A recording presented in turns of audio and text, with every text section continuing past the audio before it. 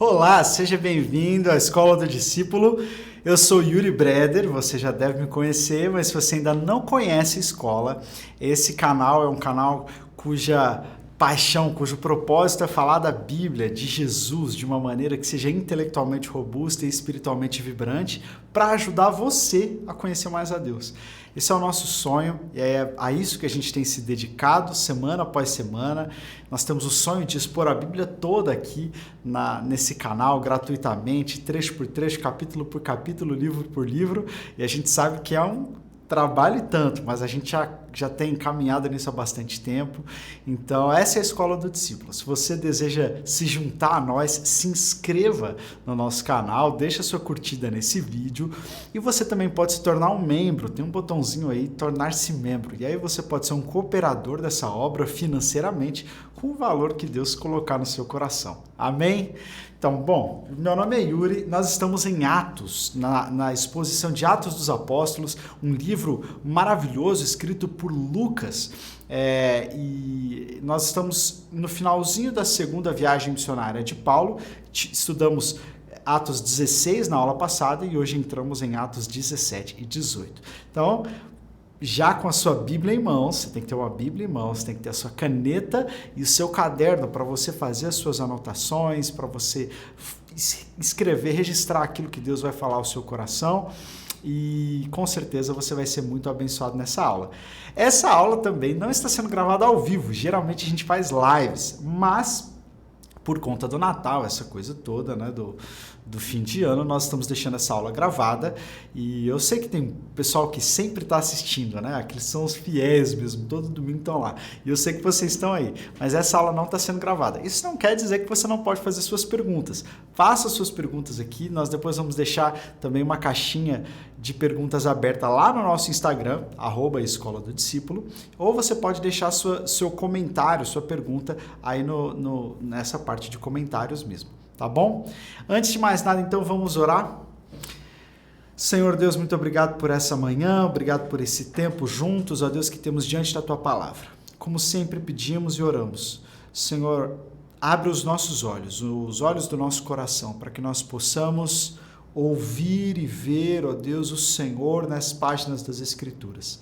Pai, ajuda-nos a compreender aquilo que o Senhor deseja trazer ao nosso coração, ilumina-nos com o Teu Espírito Santo e eu peço que o Senhor abençoe cada pessoa que está assistindo essa aula, onde quer que ela esteja, abençoe também a sua família.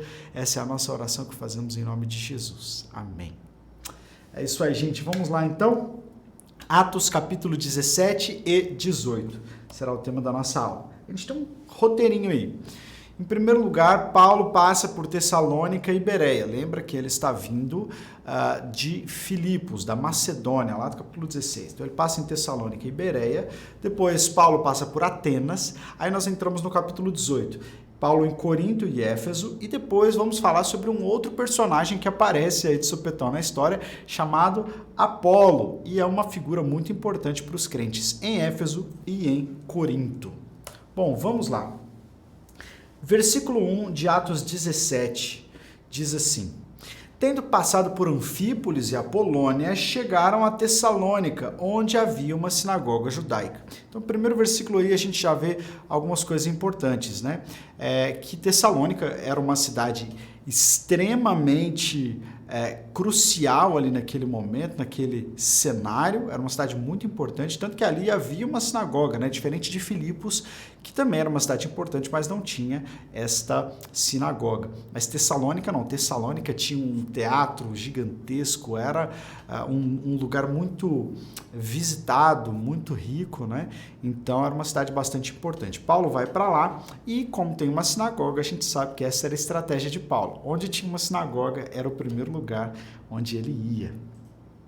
Segundo seu costume, Paulo foi à sinagoga. Por 3 sábados, discutiu com eles, com base nas Escrituras, explicando e provando que o Cristo deveria sofrer e ressuscitar dentre os mortos. E dizia: Este Jesus que lhes proclamam é o Cristo. Olha só que interessante a estratégia de Paulo, né? Porque ele sempre vai para a sinagoga por uma razão muito simples. Porque na sinagoga as pessoas adoram o Deus de Israel, né? O Pai do nosso Senhor Jesus Cristo. Eles têm as Escrituras nas mãos. Então, Paulo, usa as escrituras para falar de Jesus, porque eles já estão, de uma certa forma, já tiveram uma introdução, já sabem do que se trata o Messias, já tem aquela expectativa toda, então eles já estão mais próximos da revelação do Evangelho, entre aspas, né? Paulo, então, fala ali com eles por 3 sábados. Não dá para a gente saber se 3 sábados foi o tempo total da viagem, dessa passagem por Tessalônica. Alguns dizem que não, que parece que é mais tempo que ele fica, mas Lucas só registra que em 3 sábados ele foi à sinagoga. Porque quando a gente vai ler as cartas de Paulo aos Tessalonicenses, dá a impressão de que eles são crentes bem maduros, né? Em 3 semanas apenas ali, talvez não seria tempo suficiente para gerar todo esse resultado. Mas enfim, Paulo vai ali e ele fala com pessoas e várias pessoas recebem o que Paulo está falando, tanto judeus como algumas pessoas que Lucas chama de tementes a Deus, que podem ser gentios que estavam se aproximando do judaísmo, ou como Cornélio, tementes a Deus que estavam em busca da verdade, em busca de Deus, e ouviram na mensagem de Paulo uma resposta ao que eles tanto buscavam. Mas também se levantou um outro povo, uma outra galera que não gostou daquilo que Paulo estava falando, não é? Então, uma coisa interessante, né? Quando nós estamos pregando o verdadeiro evangelho, 2 grupos se levantam, aqueles que aceitam e aqueles que rejeitam, aqueles que abraçam e aqueles que se opõem. E Paulo jamais sacrificou a verdade pela popularidade. Ele não tinha problema em ter pessoas se opondo a ele, levantando mentiras contra ele. Ele não tinha problema em ser levado aos tribunais ou até mesmo passar por punições e castigos físicos, desde que ele estivesse pregando a verdade.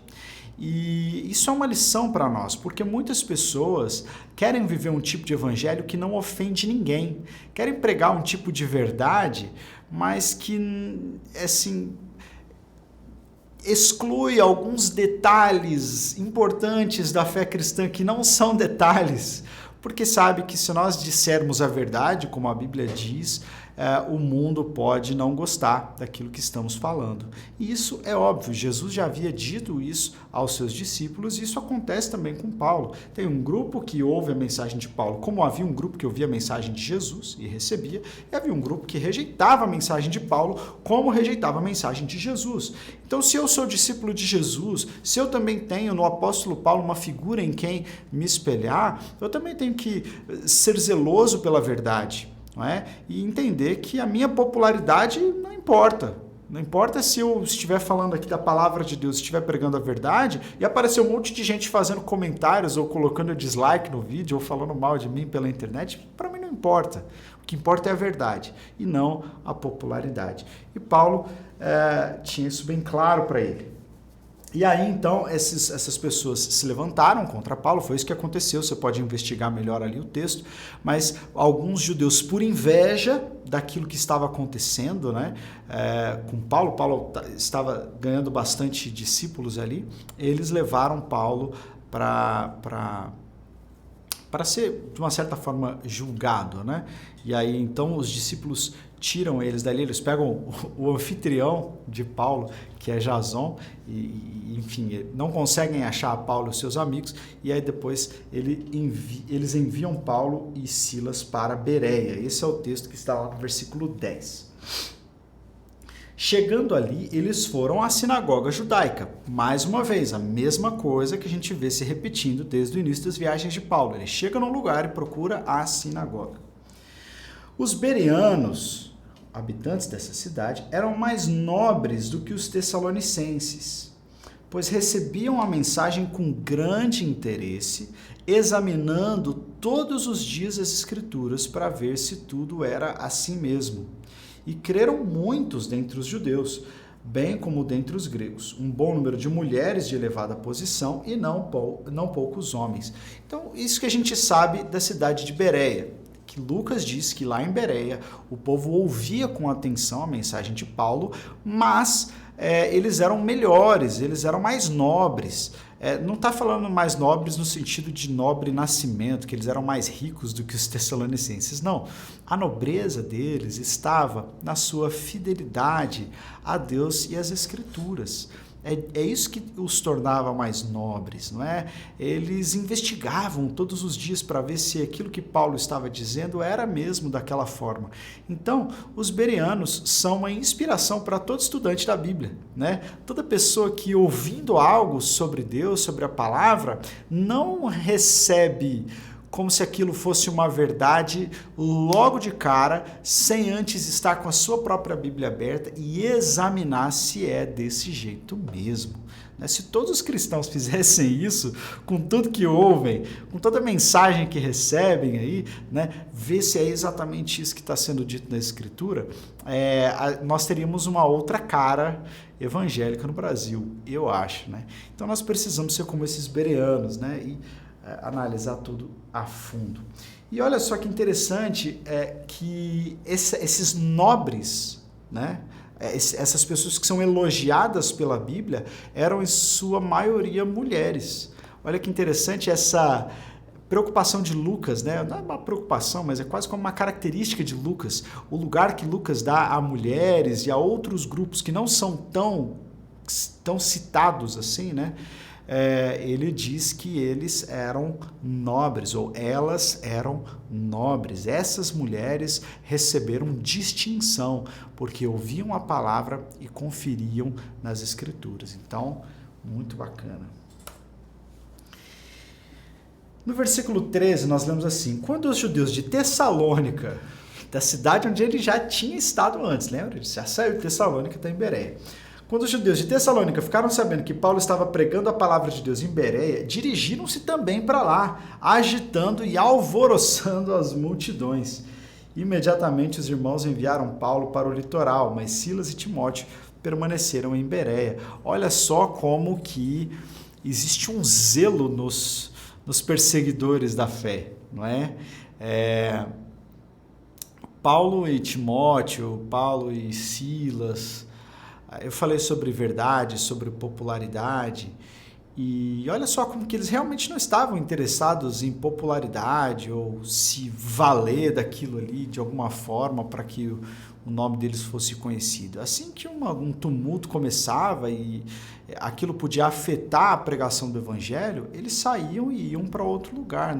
Eles não se importavam com esse trânsito todo, mas os seus opositores começaram a seguir Paulo por toda parte. E agora a gente começa a ver em Atos o zelo da perseguição, porque a perseguição, ela primeiro estava lá em Jerusalém, depois agora ela começa a acontecer nesses outros lugares, mas por parte ainda dos judeus, e os judeus começam a fazer um movimento de ir pelas cidades onde Paulo estava passando para falar mal dele.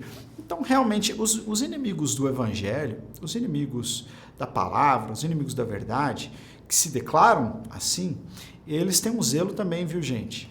Eles têm uma agenda e muitas vezes eles vão sair do próprio caminho para procurar defeitos, para procurar coisas que eles podem acusar os cristãos, os discípulos de Jesus, e a gente tem que estar preparado para isso, mas preparado para isso não para ficar batendo de frente em todos os casos, não para levar isso para o lado pessoal, não para a gente ficar com orgulho ferido ou com orgulho exaltado, dizendo assim, olha como que eu sou perseguido, eu sou muito bom. Não, gente, isso não pode atrapalhar a missão, A gente tem que continuar pregando, falando da verdade do evangelho, oferecendo salvação que está em Jesus para as pessoas e tocar o barco. Então, alguns irmãos levaram Paulo até Atenas, e Paulo parecia que não tinha um objetivo de plantar uma igreja em Atenas, ele estava simplesmente passando pela cidade, esperando alguns irmãos, mas enquanto ele estava lá, ele percebeu algumas coisas. No versículo 16 e 17, a gente lê assim: enquanto esperava por eles em Atenas, Paulo ficou profundamente indignado ao ver que a cidade estava cheia de ídolos. E que cidade não está? Por isso, discutia na sinagoga com os judeus. Aí já não teve jeito. Paulo amava uma sinagoga, tipo eu com a sorveteria. Foi para a sinagoga discutir com os judeus e com os gregos tementes a Deus, bem como na praça principal, todos os dias com aqueles que por ali se encontravam. Então Paulo ia para a sinagoga e agora ele também estava numa praça principal, Por que ele estava na praça principal? Porque em Atenas, a praça principal, também conhecida como Ágora, não era uma pracinha, né, com o povo fazer caminhada, para os idosos ficarem sentados no banquinho de pedra, não. Né? Uma praça era uma ágora, era um tipo de mercado, onde as pessoas faziam transações, onde pessoas debatiam, discutiam, tinha discursos públicos. Né? Era o centro da vida cívica grega, era uma ágora. Então, Paulo ia para esse lugar onde ele esperava ter boas discussões e podia explicar, então, a sua fé e falar com pessoas que estavam desejosas de ouvi-lo. E ele começou, então, a falar com eles, e eu quero me ater um pouquinho a esse discurso de Paulo aqui em Atos 17. No versículo 18 diz assim: alguns filósofos epicureus e estoicos começaram a discutir com ele. Alguns perguntavam: o que está tentando dizer esse tagarela? Outros diziam: parece que ele está anunciando deuses estrangeiros. Pois Paulo estava pregando as boas novas a respeito de Jesus e da ressurreição. Então, esse tagarela, esse doido, né, essa é a palavra que eles usam para descrever a Paulo, estava falando sobre algo que estava fora dos padrões de qualquer filosofia grega, que era a tal da ressurreição. Ele estava falando de Jesus e da ressurreição. Dois grupos aparecem aí, os epicureus e os estoicos, ambos em busca da felicidade. Os estoicos acreditavam que a verdadeira felicidade ela é interior, quando você alcança um estado de verdadeiro equilíbrio e não se abala nem com grandes tristezas e nem com grandes alegrias. É simplesmente um estado de equilíbrio e é isso que leva você a ter uma vida plena. Já os epicureus não, eles procuravam o prazer, mas não é o prazer da carne, eles procuravam alcançar a felicidade através de coisas boas, que eles podiam, de experiências boas, enfim, da felicidade do dia a dia. Então, esses dois grupos, eles tinham visões diferentes sobre o mundo, mas em uma coisa eles concordavam. Esse Paulo aí é um tagarela, porque nenhum de nós, nenhum dos filósofos gregos acredita nessa tal de ressurreição. Todos, como herdeiros de Platão, acreditam que a alma está presa dentro de um corpo e a alma precisa se livrar dessa prisão. Né? Então, quando a gente morre, a alma se livra dessa prisão e está finalmente livre e deixa a matéria para trás. E Paulo está falando da ressurreição, que é, depois da morte, a alma voltar a habitar dentro daquela prisão da qual ela desejava se ver livre. Então, isso não fazia sentido para eles, é por isso que eles estavam chamando Paulo de tagarela. Mas Paulo era muito inteligente, muito ensinado.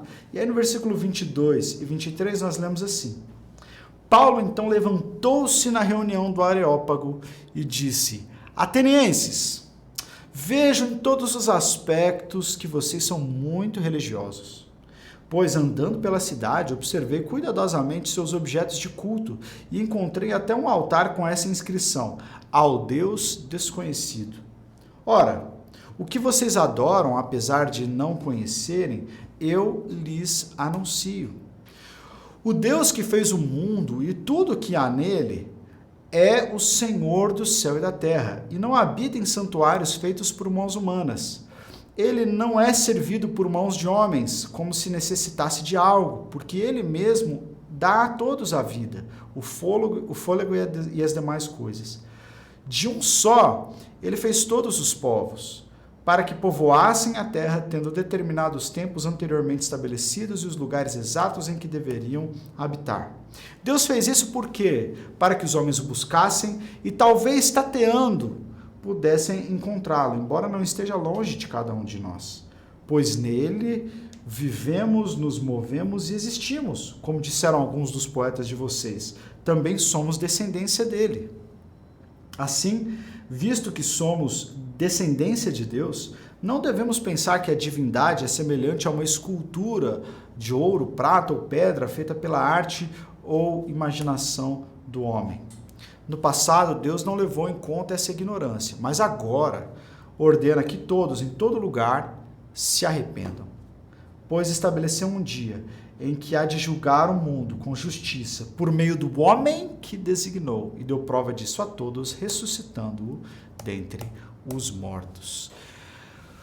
Paulo começou muito bem o seu discurso, na visão de um ateniense, mas terminou mal. Mas para nós, que estamos falando desde o início sobre sacrificar a verdade por causa da popularidade, nós vemos não, que Paulo terminou muito bem. Paulo pregou toda a verdade. Mas esse discurso de Paulo, ele tocou em alguns pontos muito interessantes. Em primeiro lugar, ele elogiou a religiosidade dos atenienses. Religiosidade é algo que a gente geralmente critica, né? Mas Paulo usou a religiosidade daqueles atenienses como um ponto de partida para começar a falar de algo que eles respeitavam, que era a adoração. Eu me lembro quando eu estive no Nepal, e lá no Nepal eles adoram muitas divindades, muitos ídolos, né? O hinduísmo tem milhões de deuses, e muitas vezes, conversando com pessoas ao apresentar o evangelho, eu também usava essa deixa. O fato de que as pessoas estavam buscando a Deus. Eles eram muito religiosos, né? Muito tementes à divindade. E aí, então, foi isso que ele fez. Ele falou assim, olha, eu vi que vocês são muito tementes a Deus. E eu percebi que em um desses altares que vocês têm espalhados por toda a cidade, existe um altar que não tinha nenhuma divindade. E estava escrito assim, ao Deus desconhecido. Alguém colocou esse altar ali porque é muito religioso. Porque ao adorar vários deuses, surgiu a ideia de que pode ter algum que a gente ainda não conhece, né? Então a gente precisa colocar essa estátua aqui simbólica, né, esse altar simbólico, para que essa divindade entenda que, embora nós não o conheçamos, nós desejamos conhecê-lo e adorá-lo. Então Paulo usa isso, essa abertura para dizer, olha, eu vim falar então desse Deus que vocês desconhecem. E ele começa a explicar e ele usa por duas vezes uma citação a artistas, a um poeta e outro a um pensador, um filósofo, né, de Creta, Epimênides. Ele faz citações, como se alguém aqui no Brasil estivesse fazendo um discurso público e citasse Rui Barbosa, ou citasse algum escritor brasileiro, né, Graciliano Ramos, enfim. Isso mostra que Paulo estava querendo estabelecer um contato com as pessoas, dizendo assim, olha, eu conheço o que vocês conhecem, eu sei de onde vocês estão vindo. E quando a gente vai pregar o evangelho, é muito importante a gente perceber esses pontos de contato, que existem algumas coisas na nossa cultura que não é porque elas não são evangélicas ou não são de dentro da igreja, que elas não podem atuar como pontes para que a verdade seja pregada. Então Paulo fez muito bem isso, ele aproveitou a sua cultura em volta, aproveitou o que ele viu, aproveitou as coisas que ele ouvia, aproveitou a cultura, aproveitou a poesia, aproveitou a música, para então falar sobre Jesus. Isso não quer dizer que ele aproveitou e disse assim, já que vocês já têm um altar ao Deus desconhecido, eu não nem preciso mais falar de Jesus, né? Não, de maneira nenhuma. A verdade precisava ser pregada. E é aí que depois de fazer tudo isso, eu acho que o discurso de Paulo estava indo bem até aí. Mas aí depois ele diz, olha, esses santuários que vocês têm aqui, esses cultos, esses templos, esses altares, o Deus verdadeiro que criou todas as coisas, ele não habita nesses lugares, ele não habita em santuário feito por mãos humanas. O que ele vai dizer mais para frente é que ele habita dentro de nós, né? Ele veio em Jesus Cristo, e Jesus Cristo ressuscitou. Então esse Deus, ele habita justamente no lugar onde os gregos menos esperavam que Deus habitasse, que era dentro do ser humano. Então eles começam a realmente não entender o que Paulo está dizendo. E ele diz, olha, então agora, no passado, antes de eu contar isso para vocês realmente estavam na ignorância, Deus não levou em conta. Mas agora, tendo a verdade sido pregada a vocês, então agora vocês precisam responder, e a resposta é com arrependimento. Vocês precisam se humilhar. Falar isso para os gregos daquela época, em Atenas, no lugar onde a sabedoria era um dos grandes ídolos, era extremamente difícil, era extremamente afrontoso, né? Dizer que as pessoas precisavam se humilhar diante dessa nova proclamação da verdade. E então, e principalmente, dando prova que as pessoas precisavam se arrepender e aceitar esse Deus que deu provas da sua divindade, ressuscitando Jesus de dentre os mortos. O que acontece depois desse discurso é que as pessoas não aceitam esse discurso. Algumas poucas pessoas o procuraram. Um dos chefes do Areópago, chamado Dionísio, foi um dos que aceitou essa mensagem, uma outra mulher chamada Dâmaris ou Damares, e nós não temos notícia que esses discípulos formaram uma igreja ali em Atenas, né?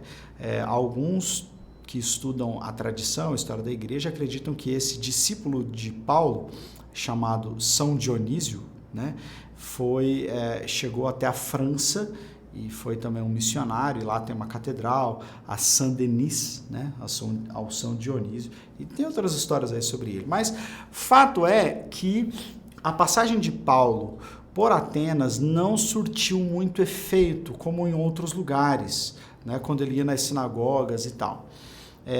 E aí logo depois disso ele vai para Corinto. E aí ele chega lá em Corinto. Corinto também era uma cidade muito importante naquela época, porque ela tinha os segundos jogos mais importantes da época, né? Do que os primeiros eram os jogos do Olimpo, os Olímpicos, e aí tinha os jogos de Corinto. Então era uma cidade muito importante, mas era uma cidade também muito dada à idolatria, prostituição, então era uma cidade bem complicada. E Paulo vai até essa cidade, fica um tempo lá, e lá ele conhece um casal chamado Priscila e Áquila, ou Áquila e Priscila. Quando eles se conhecem, o texto traz Áquila e Priscila e depois Priscila e Áquila. Mas esse casal era um casal de judeus convertidos que estavam em Roma, mas foram expulsos de Roma pelo imperador. Houve, naquela época, um problema, nós não sabemos exatamente o que aconteceu. Suetônio, que é um escritor da época, confirma isso, de que o imperador Cláudio, por volta de 49, 50 depois de Cristo, expulsou todos os judeus de Roma por causa de grandes problemas que estavam acontecendo por causa de um tal de Crestus. E alguns acreditam que esse Crestus é Cristo e que essas discordâncias, esses problemas, na verdade, estavam acontecendo entre judeus e cristãos. E aí o imperador romano não queria saber desses problemas do quintal dele e falou: esses judeus que vão embora. Então Priscila e Áquila eram judeus convertidos a Jesus que estavam em Corinto. Paulo se juntou a eles, né, e ficou com eles um tempo ali trabalhando como artesão. Eles fabricavam tendas.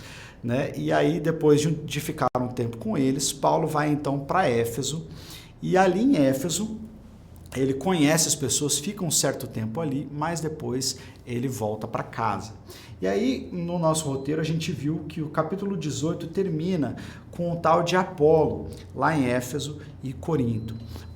Esse Apolo aparece em Éfeso, e ele era um judeu de Alexandria, um homem muito estudioso, um homem extremamente eloquente, excelente pregador, e ele ia nas sinagogas pregando sobre a verdade, falando sobre Jesus. Só que ao mesmo tempo que ele conhecia sobre Jesus e falava com muita exatidão nas escrituras, ele pregava um batismo que era só o batismo de João Batista, o batismo de arrependimento. Parece que ele ainda não havia ouvido o evangelho na sua completude, né? Do perdão de pecados em Jesus, de que Jesus era Deus encarnado, sobre a ressurreição de Cristo. Então ele ensinava muito bem sobre as escrituras, apontava para Jesus como Messias, mas ainda parece que não tinha não tinha conhecimento de tudo, né? Então o que acontece? Áquila e Priscila se juntam a ele e aí parece que dão toque, né? Começam a discipular Apolo, explicando agora em que pé que as coisas estavam, né? Que agora não se praticava mais o batismo de João Batista, mas o batismo para arrependimento de pecados e para salvação. Então, Apolo se tornou um discípulo de Áquila e Priscila. Isso mostra como que Apolo era um homem muito sábio, não só na sabedoria humana, mas era um homem muito humilde também. Ele tinha essa sabedoria e ele foi então discipulado por Priscila e Áquila, e depois eles acharam que ele seria muito útil em Corinto. E aí ele sai de Éfeso, vai para Corinto e se torna um dos líderes da igreja em Corinto, né? Priscila e Áquila também se encontram com Paulo de novo nessas duas cidades, e na terceira viagem Paulo vai voltar então para Éfeso e ali vai ficar bastante tempo e tal. Mas esses são os acontecimentos da segunda viagem. A gente aprende muitas coisas nesses 2 capítulos da Bíblia. Em primeiro lugar, com Paulo a gente aprende que a gente deve ser fiel a Deus e a gente não deve deixar nada da verdade do lado de fora do nosso discurso, porque as pessoas podem se ofender e tal. Não, nós temos que falar a verdade com amor, mas ela deve continuar sendo verdade. John Stott falava que o amor sem verdade, ele se torna muito conivente com tudo. Ele se torna frouxo. E a verdade dita sem amor é dura demais. Nós precisamos desse verdadeiro equilíbrio, de falar a verdade e falar com amor às pessoas. Mas não deixar que o amor às pessoas, o medo de frustrar as pessoas, ou até mesmo o cuidado com a nossa própria reputação, faça com que a gente não fale alguns pontos da verdade. Paulo poderia muito bem fazer com que aquele discurso entre os atenienses fosse um discurso de sucesso, desde que ele deixasse a ressurreição de fora, desde que ele deixasse Jesus de fora. Alguns diriam assim, não, ele não precisava ter falado na primeira vez, ele podia ter, mantido a audiência por algum tempo, mas Paulo sabia que ele precisava pregar a verdade. E nós, como cristãos, precisamos ter um compromisso com a verdade de Deus e sabermos que no mundo vai haver pessoas que vão concordar conosco e pessoas que vão discordar, pessoas que vão falar bem, pessoas que vão falar mal. Isso não deve nos abalar na nossa missão. Vamos pregar a verdade e vamos ser discípulos de Jesus, haja o que houver, onde quer que nós estejamos. E a nossa popularidade pouco importa, né? A nossa aceitação por parte das pessoas pouco importa. Existe um que nos aceita, e é Jesus, é o próprio Deus. Se o próprio Deus nos aceita, por que eu vou sacrificar a verdade para obter a aceitação das pessoas? Eu já fui aceito por Deus. Então isso deve trazer para nós uma convicção da pregação do Evangelho. E sabemos também que Deus nos coloca nos lugares certos, para conversar com as pessoas certas, nos momentos certos. Veja só que várias coisas estavam acontecendo ali nesses contextos que fugiam ao controle do apóstolo Paulo. Parece que levanta oposição, ele tem que sair. Mas Deus estava agindo ali, através daquela oposição. Não que Deus foi o responsável por levantar a oposição a Paulo, mas Deus também usa as situações que estão acontecendo à nossa volta no mundo, né, para que a verdade seja pregada. Então, às vezes a gente tem essa mania de controle, né, principalmente agora, vai entrar 2022, eu quero controlar 2022. Eu quero ter certinho o que eu vou fazer no mês tal, na data tal, eu vou fazer isso, eu vou colocar esse projeto em movimento. E, gente, muita coisa vai acontecer em 2022. Às vezes, assim como Paulo planejava ficar mais tempo numa cidade, mas não deu, teve que ir embora. Ele planejava que aquele discurso lá em Atenas fosse dar mais frutos, mas não deu. Isso não deixou Paulo com o coração, né, triste e tal. Não, gente, Deus está agindo no mundo.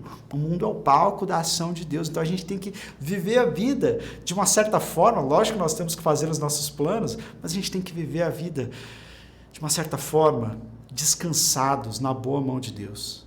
A boa mão de Deus está conduzindo não só a minha vida, não só a minha igreja, mas está conduzindo o mundo. Está conduzindo a vida das pessoas e as outras situações, ainda que pareçam desfavoráveis, podem ser usadas por Deus para que a mensagem do Evangelho avance. Amém? Essa foi a nossa aula de hoje. Se você tem alguma pergunta, alguma dúvida, você pode colocar nos comentários aí, a gente vai passar para responder o máximo que a gente puder. Mas se você ainda não segue a gente nas redes sociais, siga lá, porque a gente também responde perguntas por lá. Você pode mandar direct, pode fazer comentários lá, enfim. @Escola do Discípulo, @YuriBreder44, @FelipeBreder, e a gente vai ter a alegria de continuar esse papo com você lá no Instagram. Beleza? A gente se vê na próxima aula. Que Deus te abençoe.